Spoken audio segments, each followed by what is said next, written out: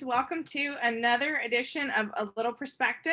I am thrilled to have you here, and I am even more excited to be sharing two of my co-authors for our book, Drop the Mask and Share the Crown. This is a special edition of A Little Perspective where this month I will be interviewing some of my co-authors. Today I have Carmen Trice and Shadaria Allison with me today. I cannot wait to hear about why they're a part of this book and, a little bit about themselves and just to get into good conversation with these amazing boss women.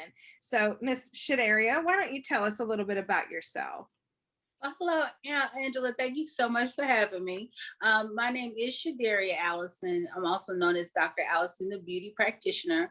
I definitely specialize in business, beauty, and bios. So I absolutely love women. I'm an enthusiast of women. I love to show glam in every portion of their lives, whether it is on a flyer or it's just the beat, honey, the makeup. I love it all. So pretty much I live a lifestyle that is surrounded by encouraging, uplifting, and beautifying all women. And yes, you do. Oh my gosh, yes, you do. You are one of the most encouraging and inspiring women that I know, and I'm so thrilled to have gotten the chance to connect with you and so look forward to working with you and getting to know you better. So thank you for all that you do for me personally, but then also just for everyone, for really using your gift and fulfilling that, because just because you have the gift doesn't mean that you're listening to it and following through, but you are, and I'm so glad for that. Wow, Angie. So now all of this concealer I caked under my eyes, getting ready to be done. Thank you. Thank you so much, Angela. I love you. Sincerely, I love me some you. You are a rock star. You're gonna inspire me. And that coach comes out of you so easily, girl. You've done more for me than you could ever know just in conversation. So thank you. Thank you for letting me be here. Yes, ma'am. Miss Carmen, why don't you tell us a little bit about yourself? Well, I like to call myself a multi-mogul because I wear so many hats daily. No, I wear so many hats daily. I have several different businesses that I own and co-own with other women. I'm a software engineer by trade, so I travel the world programming, implementing, and supporting electronic health records or for the documentation. So I build for hospital systems around the world. I also own the Carmen Trice brand, where we guide aspiring new entrepreneurs and just kind of go over best practices and things that I've learned to help them not make those same mistakes and guide them in the right direction. I also own a women's clothing boutique. I partner with 3 other women, and we own a local CBD dispensary and a trucking company. And I've recently started to dabble in the digital currency space. So I'm really new to it, but it's been really lucrative so far. So that's pretty much what I'm into these days and who I am. You are a Renaissance woman. My goodness. Thank you. That's incredible. I love seeing you. Yeah, you do. That's an understatement. Yes. I love seeing you on Facebook and just making boss moves and not only making your own moves, but really encouraging other women to make their moves as well and to just help them and, reaching out your hand behind you and bringing them along instead of trying to step on their backs to get to the top. I feel like that's such a big part of what all of this book is about. So is this your first anthology or your first time in writing, Carmen? It is my first anthology. I used to own a franchise. I don't know if you've heard of Fantastic Sam's. It was a salon, beauty salon. I used to own a Fantastic Sam's, and I wrote a book just about how to 10 ways to get approved for franchising, and just kind of enlighten people who was interested in buying a franchise. Wow. So that was my first book, or my only book actually, indifferent to this one. So as opposed to this one. So, but as far as an anthology, this is my first. So, yes, yeah, that's excellent. What a neat book. Yeah, I used to. When I was a kid, that's where we went to get our haircut. It was fantastic. Oh, really? Yeah. Wow. Yeah. Look, I'm gonna be looking for the book so I can buy it. Yes, Miss Carmen. Okay, I can send you the link too. Yeah. Yeah, we can share the link in the comments too. So that'll be excellent. Excellent. Okay, sure will. So what then this is your first anthology. It's a once you do one, you can it's easier to say yes to the next one because you understand like what all it entails and the benefits that you get from it. So what made you say yes to this one?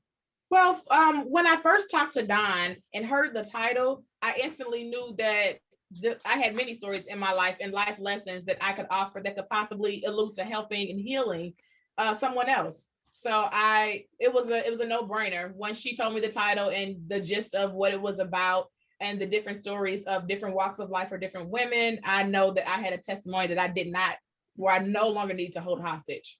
So I needed to definitely, be a part of this. Yeah, yeah, you are a perfect fit for sure. I'm so glad that you said yes. That's wonderful. Were you hesitant at all? I mean, you're a boss babe, so I'd say it wouldn't surprise me if you weren't, but did you hesitate or you're like, yes, I'm in? Well, I was a little hesitant only because of everything that I have going on. I was more hesitant on having the time to do it, but just God dealt with me after I talked to Dawn because I gave her a few days. I said, well, let me maybe, get back with you next week to see if this is something I could really do. And God dealt with me on just my life lessons that I need to share. So it was, like I said, I had to do it. Because I know that I have so many things and there's not a lot of outlets for me to express some of the things that I've been through. So this was the perfect opportunity. For sure, for sure. It's definitely, like I said, a great fit for you. So that's amazing. I'm so glad to hear that. Ms. Shadaria, why don't you tell us about some of your previous projects? Well, books are actually a very normal niche for me. I have myself published over 13 books, self-published 10, and been an international best-selling author of 3. I absolutely love writing books. I was a child that was an extrovert as it pertains to my personality, but I hid a lot of my emotion. So for me, over the years, writing became like a sounding board for me as a person, for me as a conduit of change to other women, and just for me to speak my mind. I also have a huge background in PR. So of course, quite naturally, I like, making people stars. That's something that I enjoy. I've gotten to work with some pretty big clients, like Beyonce's mom and Debbie Allen. So I've gotten to do some things there. And another thing people don't know about me is that I love film. I love performing. I sing very well. So a lot of my background is creative arts. So that's where I've been the last 1,000 years of this life, is creating and being a mom. So that's pretty much it. Yeah, another Renaissance woman. You have so much talent and gifts, and you just give them all so freely. That's amazing. I love it. So, I kind of know how you got involved in this book. So why don't you tell us, what made you get involved? How did all of that come about? Okay, so quite naturally, me and Dawn, who I absolutely love, merged well, and we had a couple of conversations. This is a vision that she actually wanted to touch on, and I, was able to speak to it because, of course, quite naturally, I've worked with many, many, many, many, many women, and I've seen how catty it can be around the subject matter of collaboration. I've seen the racial disparities and issues, and I told Dawn, I said, there's no other way, Dawn, but to just address it. A lot of times we try to go, like I said before, go around it. But I think the best thing in order to change something is to confront it head on. So when Dawn told me she was going to create this thing, I was like, let's go, let's do it. We actually helped, and we together came up with a lot of the concepts. And then she asked me to be the forward author, and I was absolutely honored and floored. And I immediately felt drawn to speak to the subject. Yeah, yeah. I don't think there could have been a better person to do the forward, for sure. I think it's Angie, why? Why you do this to me? I love you, but I don't know if anybody's ever heard, and we know that everybody's heard your show, but they know that you are the realest. I don't know. You could have handled it, Inch. You really could have. Seriously. Well, I think it was important to, a lot of the general concept is women collaborating, but when we kind of get down to details, and my perspective of it is, it has a lot to do with kind of how the pendulum has swung. So, for so long, the pendulum has swung to where, people of color have been oppressed and unable to, advance as a people easily because of the oppression. And so since the pendulum has swung and we've recognized it, and don't get me wrong, it's not a completed process, but we're really starting to become much more aware of the oppression and rectifying it and trying to find equity and equality. But there are some ways socially that the pendulum is swinging almost to the other side. And the way I like to think about this project is us coming together and trying to find a middle for the pendulum to swing in, because we want there to be true equality and equity, and recognizing each other, seeing each other like, I see you, I see your struggles for what they are, and I'm going to do everything I can to speak to that, to work on that. And so to have Dawn, who is a powerhouse, and she's a white woman, as the visionary, and then have you as a powerhouse woman of color as the forwarding author, I think that's the perfect combination to be able to, because there's two sides, there's always two sides to the story, and so to be able to tell those two sides in a very educated and non-judgmental, clear, concise way is important. So I think Ange, I want to speak to that for just a moment, because it's something very interesting you said about the pendulum swing. Here we are, Black people have been in this country oppressed for 400 to 430 years, and now we see an interesting twist of fate where, and we know that it hasn't happened on the level it needs to, because you said something else. Socially, there's too much emotionalism that's embedded in reform. When restitution is being brought to the table, like you just said, it needs to be educated. And unfortunately, it's become, and I can speak freely on this as a Black and white woman, because my mother's half white, it's become child's play. Black people's reform. We are so vocal instead of putting strategic things in place where we can come to the table and talk.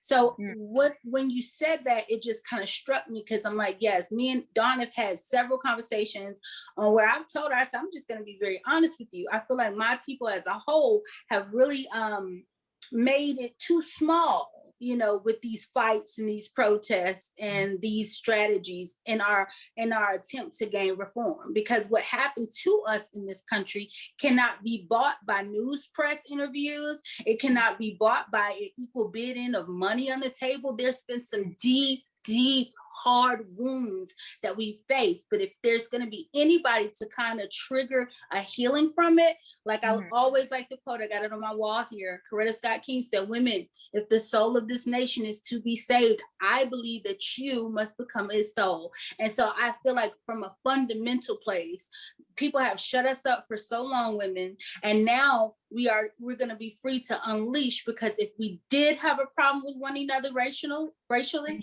guess who can talk and not kill one another? It's us. Right. We'll fight you over our lashes and hair. But if we're gonna talk sense about something, if I can say, hey, that white person bothered me when they did this and that to me, it's gonna be in the company of women. So thank you so much for pointing that out, because that's absolutely what we wanted to do, is facilitate that equality from a visual perspective as well. Yes. Yeah, Shadaria. Thank you, girl. This is my stuff. I love stuff. That's another thing. I'm a foot soldier from Birmingham, Alabama. So I'm a social rights activist. I went back to school. Yeah, I went back to school for political science, and I have an honorary doctoral in advocacy. So it is absolutely, it ain't just cute over here, girl. I'm all about women reforming the Constitution. I'm all about all of that. So I love so much so what we've actually built here with this experience. Yeah. Awesome. Wow. Yeah. And I think real conversations are the key, like you said, having all this pomp and circumstance is not really going to be what actually affects true change. It's true conversation and then banding together. And I love that Coretta Scott King quote. It's perfect, and so unfortunately, feminism since the 60s has, has left behind a lot of women of color, and it's been another way that white women are taking over things. But ever since, I feel like, and again, this is just my personal opinion, I feel like the last 4 to 8 years have been a tide changing in that realm, especially in the feminism realm, because we're really starting to see and recognize these incredibly powerful Black women like Stacey Abrams, who are leading the forefront, and not just throwing a fit, but just making stuff happen, and sometimes you don't even know it happened until it happened. And having these conversations and saying, what, if you don't want to talk about it, that's fine, I'll go find somebody else that wants to talk to me about it. And so I'm thrilled to be a part of this book for that reason. So that's awesome. Well, and you touching on some stuff. Look, I want to let Carmen talk, but I do want to say, look, I'm gonna say something to that as well. I think too, like I founded Married to the Mission. It's a women's movement, and we're advocating towards social change. And interesting point about feminism. I don't think that we were left out. I'm gonna say, if you look at the 19th Amendment, when Ida B, and I want to say, what's her name? What is her name? Ida B. Wells, and I want to say, her name's gonna come to me. But they had a conversation in a room, and they were fighting for equality. Ida had dropped out. She said, I can't really run your race of feminism because my Black people don't have any equality. And so then she says, well, the white lady, and I hate that I cannot remember her name. She said, before I will fight for justice for your people, I will lose my life fighting behind the justice of women. And if that doesn't make sense to you, then I don't understand what will. And as a Black woman, I thought I was going to be offended and take up for Ida, but I saw the point that white woman was saying. She was saying, before I am anybody's color, I am a species of woman. And though the white man may seem like he's my partner, obviously he's not. So before I fight for your cause of color, I'll fight for our cause of being women, because at the end of the day, I could find some commonality with the white woman that I may not even be able to find with the Black man. It's about being an intrinsic version of self. Yeah. Is that Kool-Aiding down and watering down what our people went through? Absolutely not. But it is the realization that we have been invited to tables. We just didn't want to make the causes of Black people be second to feminism. And I think feminism is a misappropriated approach. If you're a woman and you're, excuse my French, teed off about social injustice, it doesn't have to hide behind the branch of feminism or a degree in political science. It needs to be passionate but purposeful and redirected in an educational or creative way to speak on behalf of us, Black and women, Black people and women. Yeah, passionate and purposeful. That's powerful. Yeah, I grabbed onto that too. Passionate and purposeful. What? Get out of here. Yes, girl. Girl, yes, ma'am. Because I mean, there was Carrie, lady Congresswoman of Alabama. She said, activism gets you a seat at the table, but when you get there, you better have something to say. Right. That's the day I decided to enroll in college and study political science, because I knew I had that passion part down, babe. Had it down. You weren't about to talk crazy about a Black person. I thought, we're gonna go. But I learned that the most strategic and innovative reforms came by the hands, not of always warriors, because you're gonna have to war, that's indisputable, you will, but strategic, educational, and educated assumptions, strategies, plans, and classy women with something good on their tongue always could break the mold every time. It's gonna win every time over that other stuff, every time. Yes, love it. Yeah, because sometimes passion clouds the message. And so you're not able to really communicate the real intent behind it. And so instead you're just yelling and screaming into the void, and people are ignoring you because you aren't making any sense. But if you're able to funnel that passion and couple it with education and purpose, then you're able to articulate what it is that you're really wanting to get across, so that you can move forward instead of just throwing a tantrum in the middle of the room. That part, Angela, that part. Yeah. Excellent. Well, Miss Carmen, why don't you tell us what made you say yes and be a part of this book? Well, I said earlier that it made me say yes because, like I said, what were you gonna say? Something else? I got so caught up in our conversation. I forgot that I was supposed to ask you. I'm so sorry. I'm so sorry.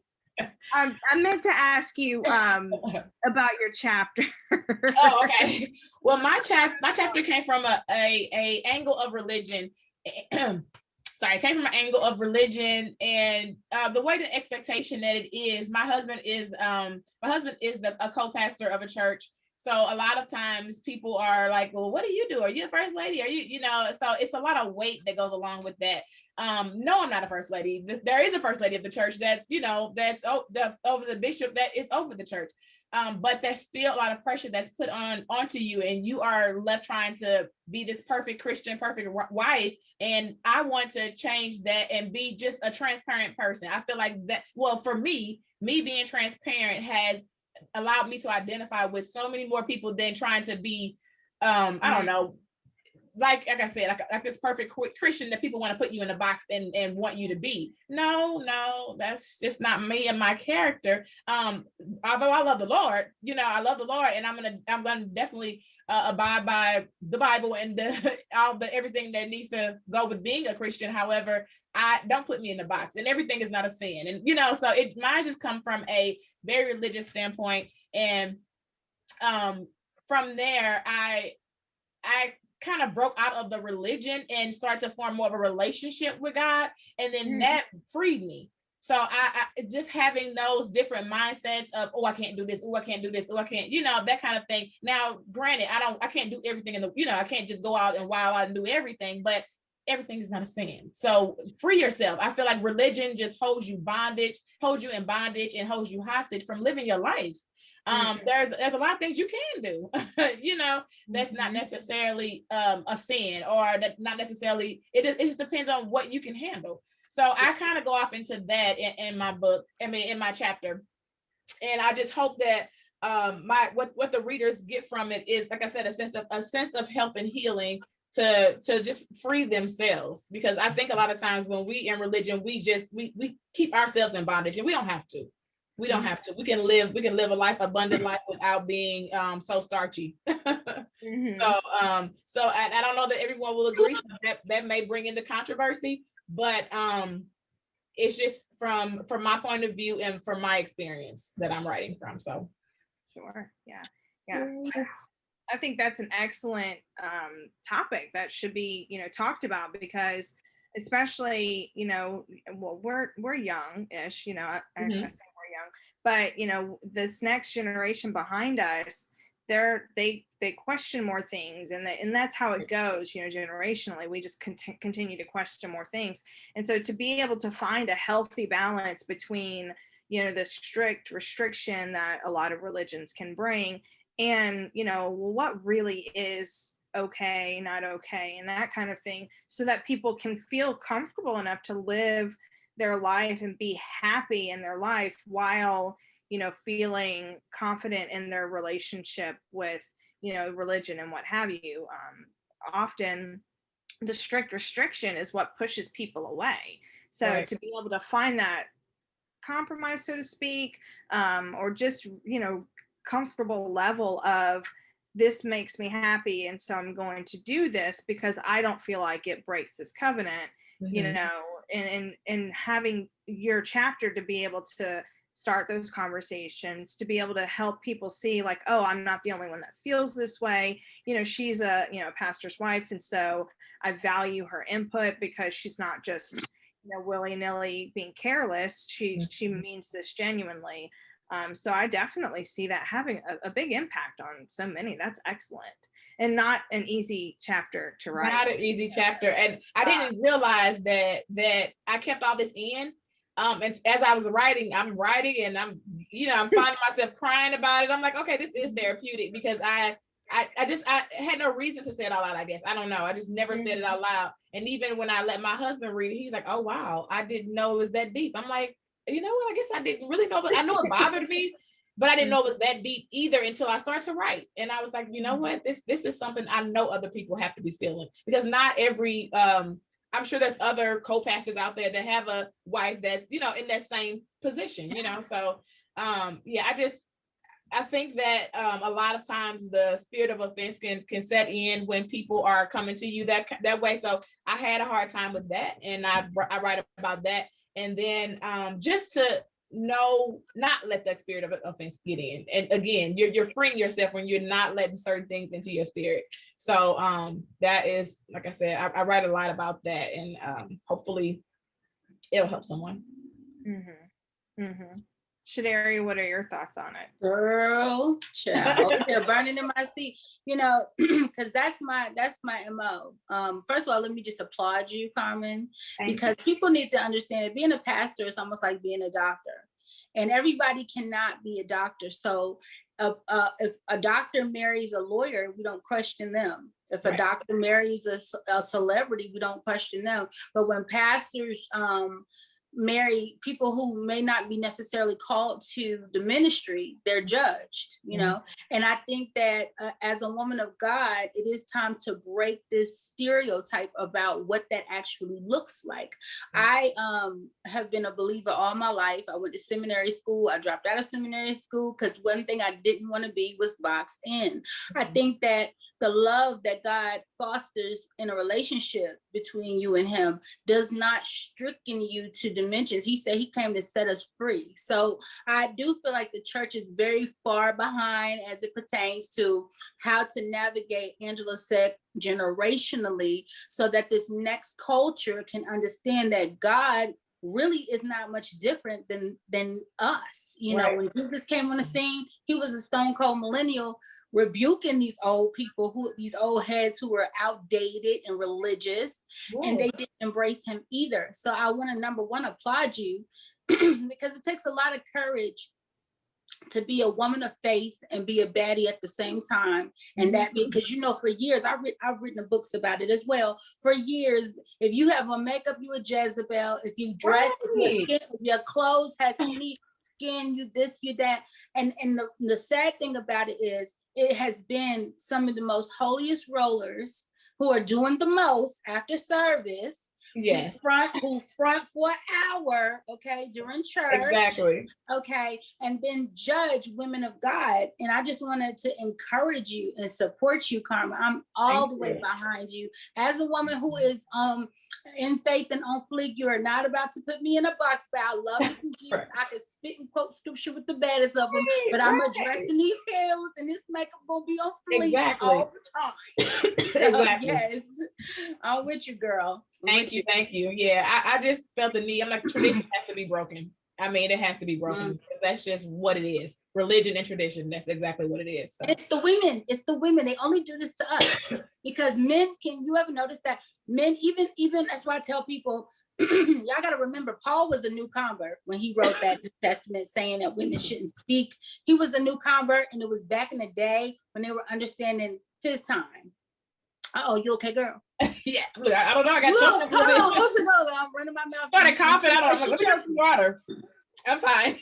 Oh Lord, no, I'm glad you're okay. Yeah. Just bottom line is women. It's women. Right. It really is. You're so right. It really is. I mean, I've had some things said to me that I talk about in the books, and I'm just like, oh wow, and it took me from sitting in the front of the church to the back of the church because I was church hurt, offended, but then I know that I still needed Jesus. I need to be there. I needed to, still do my part. But and I kept it going, although I did let offense set in, I kept it going, but it was, it was hard. So I had to just really get into prayer, relationship with God, and so that I can break free from that feeling. So I'm sorry. But, But look at you now, you a hero. You about to change lives. That's amazing. okay. Yes. Yeah, I truly see that having a huge effect on so many, because you're not the only one that went through that. And the longer we go along, the more there is that tug of war. And again, to be able to give somebody a permission, so to speak, to find that balance instead of just shunning them for questioning, what is right, what is wrong, will save their, relationship with God, or save them some of the deep down struggle that you can get into when you're in that kind of situation. So I think that's beautiful. That's wonderful. Thank you. Wow, this has been an amazing conversation. This has been so good.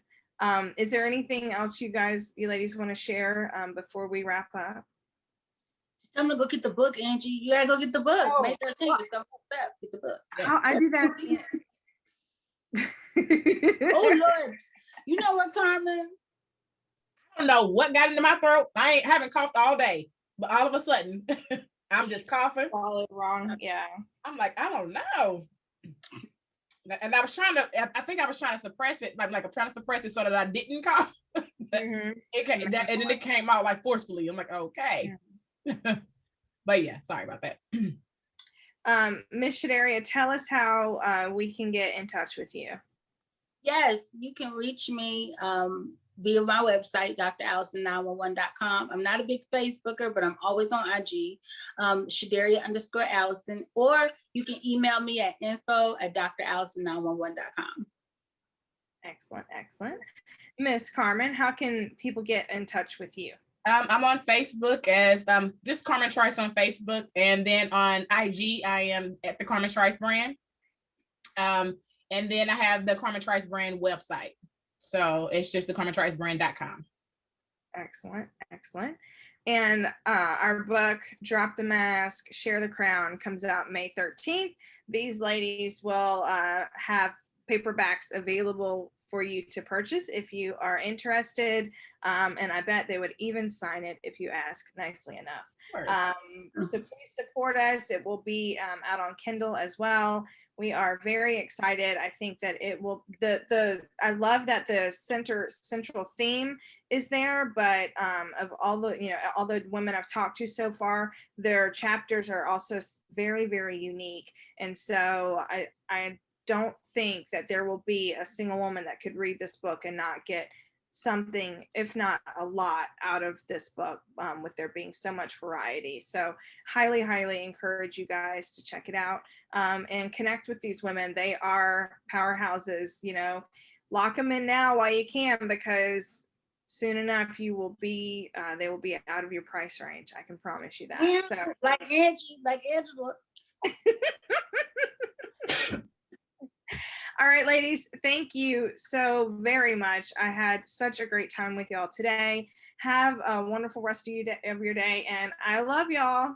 Love you too. Thank you. Thank you.